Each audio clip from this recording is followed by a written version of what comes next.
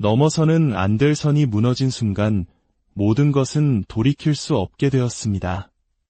거실의 희미한 불빛 아래 우리는 더 이상 아무것도 숨기지 않았습니다.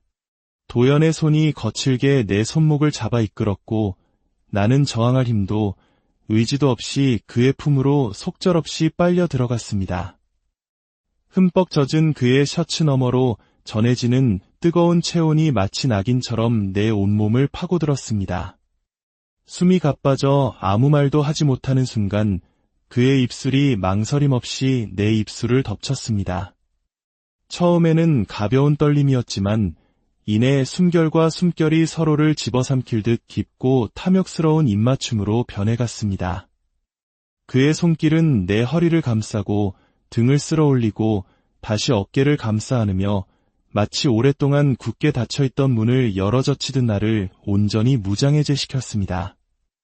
나는 떨리는 손으로 그의 목을 감싸 안으며 더 이상 감출 수 없는 갈망을 드러냈습니다. 한참 뒤 입술이 떨어지고 우리의 이마가 맞닿았습니다. 뜨겁게 뒤섞인 숨결 사이로 도연은 낮고 거친 목소리로 속삭였습니다. 지영씨, 지금 이 순간만큼은 나를 밀어내지 마요. 나는 눈을 감았습니다. 죄책감과 두려움이 온몸을 올가매고 있었지만 이미 내 모든 세포는 그를 원하고 있었습니다. 새벽 3시, 벽식의 초침이 한 칸씩 무심하게 밀려갈 때마다 심장이 덜컥 내려앉는 것만 같았습니다. 숨이 막혀와 눈을 떴습니다. 방 안은 무섭도록 고요했고 그 고요함이 오히려 더 큰 소음처럼 귓가를 어지럽혔습니다. 침대 옆 협탁 위에는 아들 현우가 쓰던 검은 헤드셋이 엎어져 있었습니다. 이어컵 안쪽 뽀얗게 내려앉은 먼지가 우리의 시간을 증명하는 듯했습니다. 어젯밤에도 나는 그 헤드셋을 귀에 대고 아무도 없는 음성 채널에 접속했습니다. 현우야. 그 이름 옆에 파란 접속 표시는 끝내 켜지지 않았습니다. 거실로 나가 불도 켜지 않은 채 천천히 걸었습니다. 소파 테이블 위에는 케이블이 감긴 기계식 키보드가 놓여 있었습니다. 키캡 사이사이에는 라면 스프 가루가 보석처럼 박혀 있었습니다. 손가락으로 스페이스바를 눌러보니 툭 하고 공허한 소리만 울렸습니다. 현우가 밤새도록 두드리던 그 소리, 그것이 우리 집의 심장 소리였다는 것을 나는 너무 늦게 알아차렸습니다. 부엌 냉장고 문에는 찢어진 포스트잇 한 장이 붙어 있었습니다. 저녁은 치킨, 레이드 끝나면 콜, 글씨 끝에 그려진 낙서 같은 검은 화살표는 허공을 가리키고 있었습니다. 그 끝에는 아무것도 없었습니다. 나는 싱크대 앞에 서서 물을 틀었다 껐다 반복했습니다. 수도꼭지에 비친 내 얼굴은 낯설기만 했습니다. 퉁퉁 붓고 말라붙은 입술, 하루에도 10번씩 무너져 내리는 표정. 거울 속에 내가 중얼거렸습니다. 이제 좀 괜찮으시죠? 나는 늘 그랬듯 괜찮은 척 고개를 끄덕였습니다. 많이. 하지만 손등으로 눈가를 훔치고 나면 포스트잇의 낙서가 다시 아른거렸습니다. 레이드. 누구와 언제. 현관 옆 신발장 구석에서 흰색 운동화 한 짝이 삐져나와 있었습니다. 현우가 급히 나가다 채 넣지 못한 것일까? 아니면 돌아와서 그대로 벗어둔 것일까? 짝을 맞춰 신발장 안으로 밀어 넣었다가 나는 다시 꺼냈습니다. 손끝에서 희미한 먼지 냄새가 났습니다. 손을 씻으려다 멈췄습니다. 이 냄새마저 사라지면 오늘 밤을 버텨낼 자신이 없을 것 같았습니다. 휴대폰을 켜서 사진첩을 열었습니다. 현우의 프로필 사진은 게임 속 캐릭터였습니다. 눈 덮인 성벽 앞에서 검은 망토를 두른 작은 도적. 화면을 확대하니 아이디 옆에 익숙한 웃는 이모티콘이 보였습니다. 그 기호를 보자 목 안쪽이 뜨겁게 타올랐습니다. 현실의 웃음은 오래전에 멎었는데 가상의 웃음 표시는 아직도 그곳에 남아 있었습니다. 거실 바닥에는 택배 상자가 하나 뒤집혀 있었습니다. 커터칼로 조심히 테이프를 뜯어내니 안에서 포장도 뜯지 않은 새 마우스패드와 작은 메모가 나왔습니다. 도연, 이거 깔면 조준 흔들리는 거 조금 줄어. 진짜야. 내일 테스트 기억. 메모 끝에 급하게 그은 V 표시가 삐뚤게 흔들리고 있었습니다. 나는 메모를 접어 손바닥에 올려두었습니다. 도연. 현우가 마지막으로 문을 열고 나갈 때 이름을 불렀던 친구. 그 아이가 요즘 매일같이 우리 집 문을 두드립니다. 장을 봐오고 망가진 의자를 고치고 아무 말 없이 쓰레기 봉투를 묵습니다. 나는 고맙다고 말하고 문이 닫히면 또다시 울었습니다. 새벽 공기가 팔목을 타고 오르자 창문을 조금 열었습니다. 골목 가로등 불빛의 먼지들이 은하수처럼 반짝였습니다. 나는 소파에 앉아 헤드셋을 다시 귀에 걸었습니다. 음성 채널에 접속하자 미세한 잡음 뒤로 오래전 녹음해둔 현우의 목소리가 흘러나왔습니다. 엄마, 캐스트 끝나고 부르게 딱 그 한 문장. 그 다음은 영원히 재생되지 않았습니다. 나는 헤드셋을 벗어 조심히 내려놓고 소파 옆에 기대 앉았습니다. 숨을 깊게 들이쉬었습니다. 게임이 우리에게서 무엇을 빼앗아 갔는지 또 무엇을 잠깐이나마 주었는지 아직 판단할 수 없습니다. 다만 확실한 건 한 가지. 오늘 밤도 내일 밤도 나는 같은 시간에 잠에서 깰 것입니다. 그리고 누군가의 닫힌 접속 상태를 오래도록 바라보다 다시 거실 불을 켤 것입니다. 그때 초인종이 낮게 울렸습니다. 딩동. 나는 고개를 들었습니다. 시계는 정확히 새벽 3시를 가리키고 있었습니다. 문 너머에서 도연의 목소리가 조심스레 들려왔습니다. 지영 이모, 괜찮으세요? 대답 대신 나는 헤드셋 위에 손을 얹었습니다. 오늘 밤 텅 빈 채널을 혼자 듣는 대신 누군가의 살아있는 목소리를 들어도 괜찮을까? 손목의 떨림은 가라앉지 않았지만 나는 천천히 현관으로 걸어갔습니다. 사고가 나기 전 우리 집은 늘 밤이 낮보다 시끄러웠습니다. 거실 불은 꺼져 있었지만 현우의 작은 방 안에서는 키보드 두드리는 소리와 게임 캐릭터들의 외침이 쉴 새 없이 흘러나왔습니다. 힐 좀. 힐. 뒤쪽 조심해. 어그로 풀렸어.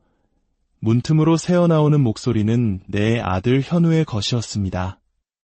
때때로 그 옆에는 도연의 낮고 차분한 목소리도 섞여 있었습니다. 야, 현우야. 그냥 접속 끊어. 너무 늦었어. 조금만. 진짜 조금만 더. 오늘만 클리어하면 돼. 책상 위에는 컵라면 용기와 반쯤 마신 에너지 음료 캔이 산처럼 쌓여 있었습니다. 벽에는 달력 대신 게임 포스터가 붙어 있었고 알람 시계는 늘 새벽 2시, 3시를 가리키고 있었습니다. 처음엔 그저 단순한 취미라 생각했습니다. 현우가 웃으면서 모니터 앞에 앉아 있을 때 나는 오히려 다행이라 여겼습니다. 술이나 담배 같은 나쁜 길에 빠진 게 아니라 집에서 게임만 하는 거라면 괜찮다고. 하지만 게임은 현우를 조금씩 집어삼키는 괴물이 되어가고 있었습니다. 새벽까지 이어지는 레이드. 아침이 되어도 눈을 뜨지 못하고 지각을 밥 먹듯 하는 생활.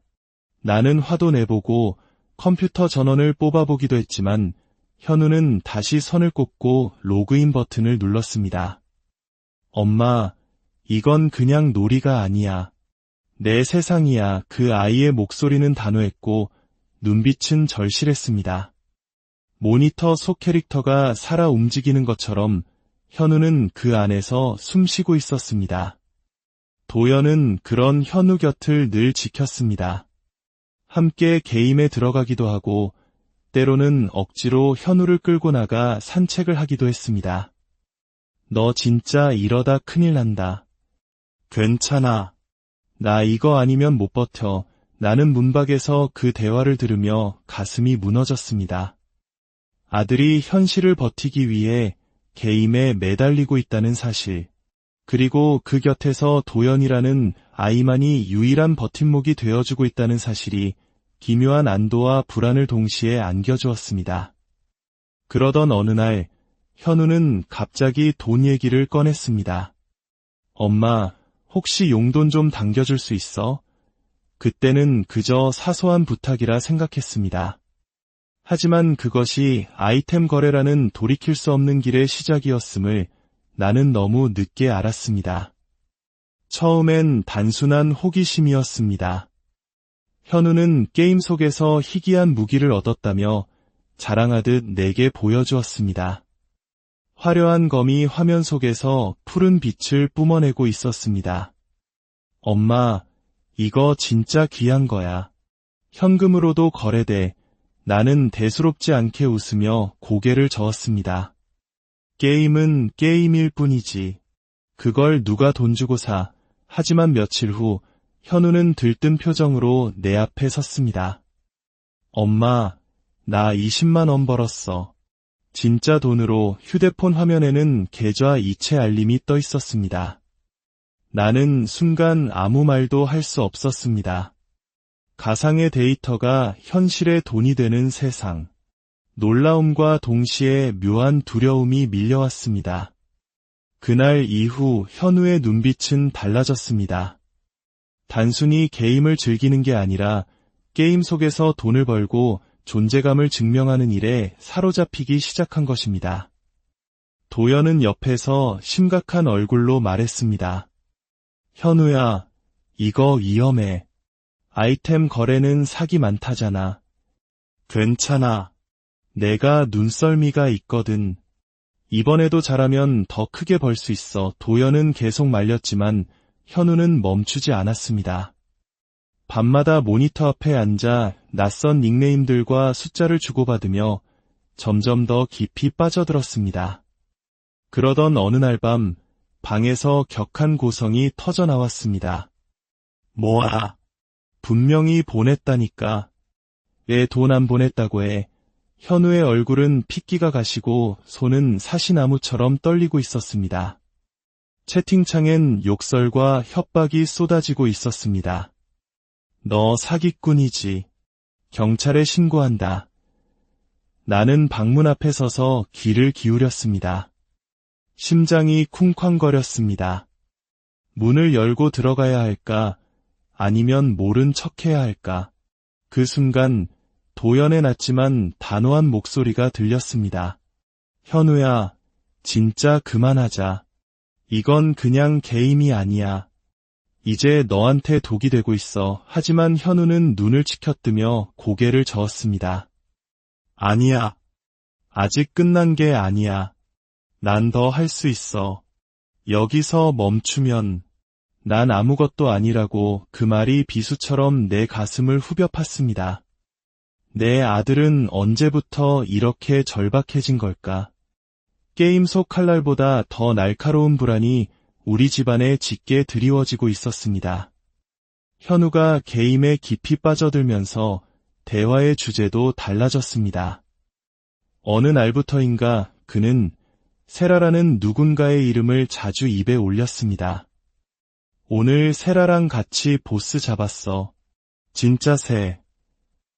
세라가 누구야? 내 물음에 현우는 웃으며 대답했습니다. 엄마, 게임 친구야. 근데 진짜 잘해.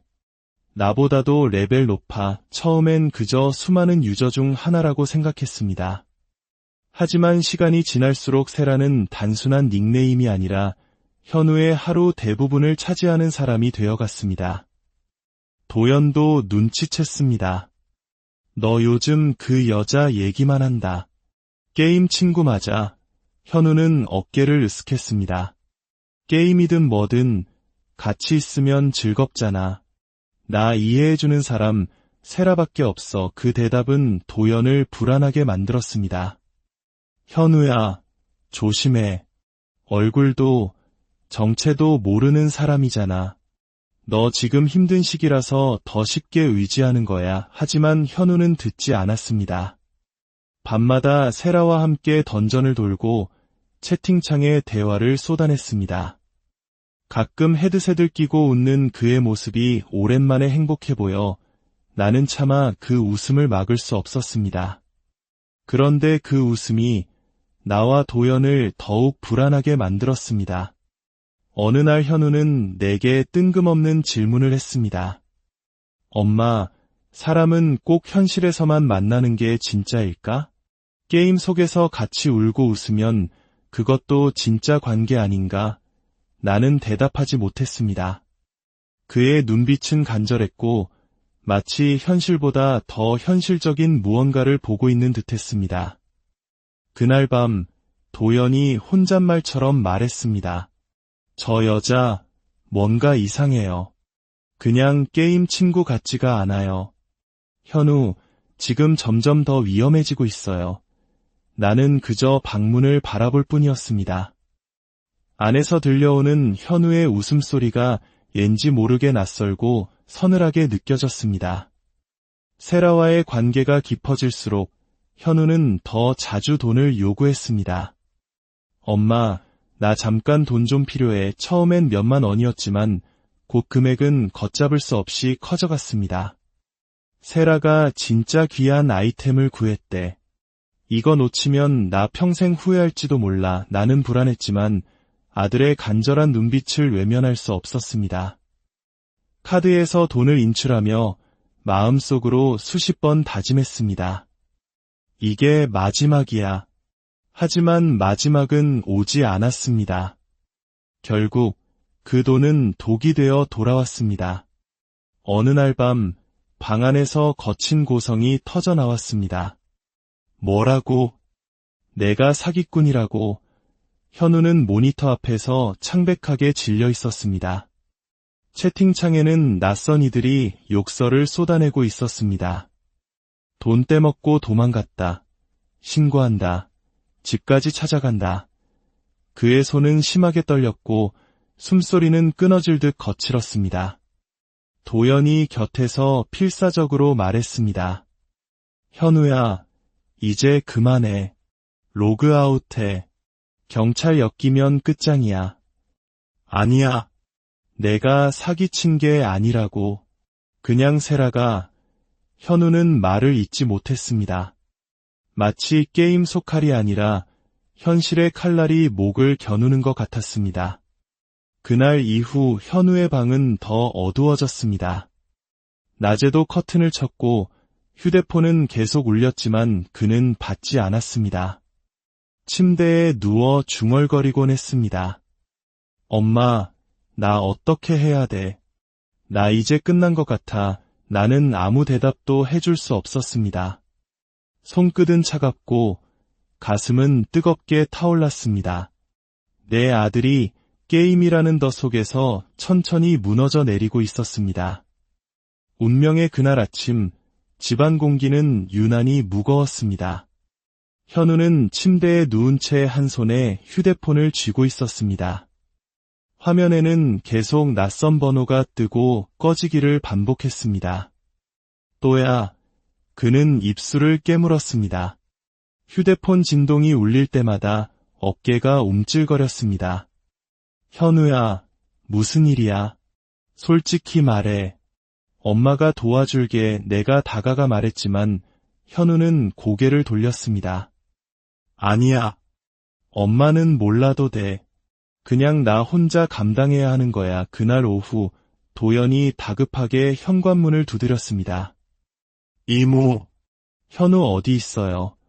도연은 방으로 들어가 현우를 흔들었습니다. 제발 정신 좀 차려. 이러다 진짜 큰일 나. 넌 몰라. 도연아. 현우는 씁쓸하게 웃었습니다. 나 이제 사기꾼이야. 세라도. 다 거짓말일지도 몰라. 도연은 고개를 저었습니다. 아니야. 내 잘못이 아니야. 경찰에 말하자. 나랑 같이 가자. 경찰, 현우의 얼굴이 일그러졌습니다. 그럼 다 끝나는 거야. 엄마도 날 그렇게 볼 거고 다 날 버릴 거야. 저녁 무렵 현우가 자리에서 벌떡 일어났습니다. 눈은 충혈되어 있었고 땀으로 젖은 머리칼이 이마에 달라붙어 있었습니다. 나 잠깐 나갔다 올게. 목소리는 공허했고 발걸음은 휘청거렸습니다. 내가 그를 붙잡았습니다. 어디 가는데? 안 돼. 나가지 마. 엄마, 나 혼자 정리할 게 있어. 그 순간 도연이 그의 팔을 거세게 붙잡았습니다. 안 돼, 현우야. 제발. 이렇게 나가면 다시 못 돌아와. 현우는 팔을 뿌리치며 소리쳤습니다. 넌 모른다고 했잖아. 아무도 몰라. 문은 쾅 하고 열렸고 현우는 맨발로 골목길을 달려나갔습니다. 나는 그 자리에서 다리가 풀려 주저앉았고 도연은 곧바로 뛰어나가며 소리쳤습니다. 현우야, 멈춰. 제발 멈춰. 어두워진 골목길. 가로등 불빛 아래에서 현우의 그림자가 위태롭게 흔들렸습니다. 그리고 그 순간이었습니다. 쾅! 금속이 부딪히는 굉음, 사람들의 비명, 날카로운 브레이크 소리. 나는 얼어붙었습니다. 눈앞에서 내 아들이 차도로 쓰러져 있었습니다. 붉은 피가 아스팔트를 물들였습니다. 도연이 가장 먼저 달려가 무릎을 꿇고 현우의 손을 붙잡았습니다. 현우야, 눈 떠. 제발 눈 좀 떠. 현우의 입술이 미세하게 움직였습니다. 엄마, 그리고 마지막 힘을 쥐어짜 내듯 속삭였습니다. 엄마, 지켜줘. 제발. 부탁해. 그의 눈빛은 이내 흐려졌고 손끝의 온기가 사라졌습니다. 나는 비명을 내지르며 주저앉았습니다. 세상이 한순간에 무너져 내렸습니다. 장례식장은 끝없는 울음으로 가득했습니다. 검은 상복 속에서 나는 그저 눈물만 흘렸습니다. 유일하게 또렷이 기억나는 것은 빈소 구석에서 상주처럼 서 있던 도연의 모습이었습니다. 현우의 영정사진 앞에서 그는 밤을 지새우듯 꼿꼿이 서 있었습니다. 장례가 끝난 후 집은 더 깊은 침묵에 잠겼습니다. 모든 것이 제자리에 있었지만 정작 있어야 할 아이는 없었습니다. 그런데 그날 이후 도연은 하루도 거르지 않고 찾아왔습니다. 이모, 식사하셨어요. 손에는 국이나 반찬이 담긴 봉투가 들려 있었습니다. 처음엔 미안했지만 며칠이 지나자 그의 방문은 내 일상이 되었습니다. 그는 망가진 전등을 갈고 고장난 의자를 고쳤습니다. 그의 손길은 낯설지만 따뜻했습니다. 어느 날 저녁 나는 물었습니다. 도연아, 이렇게까지 안 해도 돼. 그는 고개를 저으며 조용히 대답했습니다. 이모 혼자 두면 현우가 싫어할 것 같아요. 현우가 마지막에 제 손을 붙잡고 말했거든요. 엄마 지켜달라고. 그 말을 듣는 순간 가슴이 다시 무너져 내렸습니다. 내가 붙잡지 못한 아들의 마지막 손을 도연이 붙잡고 있었다니. 고마움과 미안함의 눈물이 솟구쳤습니다. 시간은 흘렀지만 슬픔은 줄어들지 않았습니다. 다만 어느 순간부터 도연을 볼 때마다 설명하기 어려운 감정이 스며들기 시작했습니다. 그건 고마움만으로는 설명할 수 없는 위험하고 낯선 떨림이었습니다. 비가 억수같이 쏟아지던 밤이었습니다. 초인종이 울렸고 문을 열자 흠뻑 젖은 도연이 서 있었습니다. 그냥 같이 저녁 먹으려고요. 우리는 함께 국을 먹었습니다. 작은 숟가락질에도 오랜만에 집안에 온기가 돌았습니다. 이렇게 누가 같이 먹어주니까 좀 살 것 같네. 내 무심한 중얼거림에 도연은 숟가락을 내려놓고 나를 바라봤습니다. 저도 그래요. 현우 없으니까 저도 많이 무너졌거든요. 근데 이모랑 있으면 그래도 숨 쉴 수 있어요. 그저 위로의 말일 뿐인데 왜 이렇게 심장이 내려앉는 걸까? 식사를 마치고 나는 젖은 도연의 머리카락을 수건으로 닦아주었습니다. 손끝이 닿자 도연은 순간 미동했지만 이내 눈을 감고 가만히 있었습니다. 수건 너머로 느껴지는 체온, 머리칼 사이로 스치는 숨결이 묘하게 가까웠습니다. 나는 황급히 손을 거두었지만 이미 가슴은 주체할 수 없이 뛰고 있었습니다. 소파에 나란히 앉아 빗소리를 듣고 있을 때였습니다. 내가 손에 들고 있던 컵이 미끄러져 떨어질 뻔한 것을 도연이 재빨리 손을 뻗어 내 손과 함께 잡았습니다. 순간 두 손이 겹쳐졌습니다. 서로의 체온이 고스란히 전해졌습니다. 손을 빼야 한다는 걸 알면서도 그 온기를 쉽사리 놓지 못했습니다. 도연도 마찬가지였습니다. 그의 눈빛이 나를 붙들었습니다. 아무 말 없이 그저 서로의 손의 온기를 느끼며 짧지만 긴 시간 같은 정적이 흘렀습니다. 그날 밤 이후 도연의 고백이 있었습니다. 현우가 남긴 낡은 열쇠고리를 건네며 그는 더 이상 숨기고 싶지 않다고 했습니다. 저는 이모를 한 사람으로서 좋아합니다. 머리가 하얘졌습니다. 도연아, 난 내 엄마 같은 사람이야. 내 나이 또래의 아들을 둔 여자인데 하지만 도연은 내 손을 더 꼭 쥐었습니다. 알아요. 근데 제 마음은 거짓이 아니에요. 그의 흔들림 없는 눈빛에 나는 결국 붙들려 버렸습니다. 며칠 동안 집안 공기는 무겁게 가라앉아 있었습니다. 죄책감과 혼란 속에서 나는 잠을 이루지 못했습니다. 도연은 아무렇지 않은 척했지만 그의 눈빛은 불안과 간절함으로 흔들리고 있었습니다. 도연아, 그날 한 말 다 잊어. 실수였던 거야. 하지만 도연은 고개를 저었습니다. 실수가 아니에요. 저는 정말로 이모를 사랑해요. 이모는 이제 그냥 이모가 아니에요. 전 이모를 여자로 사랑해요. 다른 이유 없어요. 그냥 당신이기 때문에. 그의 단호한 목소리에 내 마음의 마지막 벽이 흔들렸습니다. 한참의 침묵 끝에 나는 고개를 들어 그를 바라봤습니다. 그의 뜨거운 눈 속에서 나는 아주 오랜만에 엄마가 아닌 여자로서의 나를 발견했습니다. 떨리는 목소리로 겨우 물었습니다. 정말 후회하지 않을 거야. 도연은 단숨에 대답했습니다. 네. 이 순간을 평생 기다렸어요. 그의 손이 내 손 위에 포개졌습니다. 나는 더 이상 뿌리칠 힘이 없었습니다. 그리고 또다시 비가 세차게 내리던 밤이었습니다. 며칠간 애써 그를 피했지만 흠뻑 젖은 채 나를 찾아온 그를 더는 밀어낼 수 없었습니다. 도망치지 마세요. 저도, 지영씨도 더는 참을 수 없잖아요. 그의 간절한 목소리에 나는 무너져 내렸습니다. 저항하지 못한 채 그의 품으로 끌려 들어갔습니다. 젖은 셔츠 너머로 전해지는 뜨거운 체온, 그리고 망설임 없이 겹쳐진 입술, 거칠고 깊은 입맞춤 속에서 젖은 빗물의 짠맛과 서로의 숨결이 뒤섞였습니다.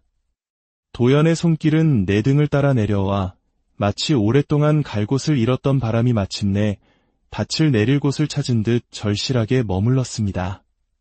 죄책감과 갈망이 동시에 폭발했습니다. 밀어내고 싶었지만 더 가까이 끌어당기고 싶은 욕망이 온몸을 집어삼켰습니다. 지영아. 그의 낮고 거친 목소리가 나를 불렀을 때 모든 금기는 무너졌습니다. 나는 그의 품에 온전히 몸을 맡겼고 그는 내 모든 떨림을 감싸 안으며 더 깊은 곳으로 다가왔습니다. 비는 여전히 창밖을 두드리고 있었지만 집안에는 전혀 다른 폭풍이 몰아치고 있었습니다. 죄책감과 욕망, 두려움과 해방감이 뒤엉켜 끝없이 솟구쳤습니다. 그 속에서 나는 문득 현우의 웃는 얼굴과 함께 남겨진 말을 떠올렸습니다. 엄마, 나 없이도 행복하게 웃어줘. 그 목소리가 마치 우리를 허락하는 듯 귓가에 울렸습니다. 그날 밤 우리는 더 이상 엄마와 아들의 친구가 아니었습니다. 새벽녘 빗소리는 잦아들고 있었습니다. 그의 품에 안겨 나는 물었습니다. 이제 우리 어떻게 되는 걸까? 도연은 대답 대신 내 손을 더 꽉 잡았습니다. 그 손길은 놓치고 싶지 않다는 간절함이었지만 나에게는 벗어날 수 없는 족쇄처럼 느껴지기도 했습니다. 아직은 불안했고 여전히 죄책감이 무겁게 내려앉아 있었지만 그 안에는 부정할 수 없는 뜨거움도 함께 깃들어 있었습니다. 현우의 사진이 액자 속에서 우리를 바라보고 있었습니다. 그 눈빛이 무슨 말을 건네는 듯했지만 나는 감히 답할 수 없었습니다. 우리가 붙잡은 이 손길은 과연 구원일까요? 아니면 또 다른 파국의 시작일까요? 사랑은 때로 깊은 상처를 남기지만 동시에 다시 살아갈 힘이 되기도 합니다. 그들의 손길이 잘못된 것임을 알면서도 그 순간만큼은 분명 서로에게 위로의 빛이 되어 주었습니다. 하지만 사랑은 언제나 한 얼굴만을 가진 것이 아닙니다. 위로가 되던 온기가 금기의 불꽃이 되기도 합니다. 그들이 붙잡은 손길은 서로에게 구원이었을까요? 아니면 새로운 죄의 시작이었을까요? 이야기는 여기서 멈추지만 그들의 시간은 여전히 빛과 그림자 사이 금기의 경계 위에 아슬아슬하게 남겨져 있습니다. 오늘의 이야기가 당신의 마음에 깊은 울림을 남겼다면 구독과 좋아요를 통해 저희의 여정에 함께 해주시길 바랍니다. 당신의 따뜻한 관심은 저희가 더 좋은 이야기를 만드는데 가장 큰 힘이 됩니다. 다음 시간에도 당신의 마음을 두드리는 이야기로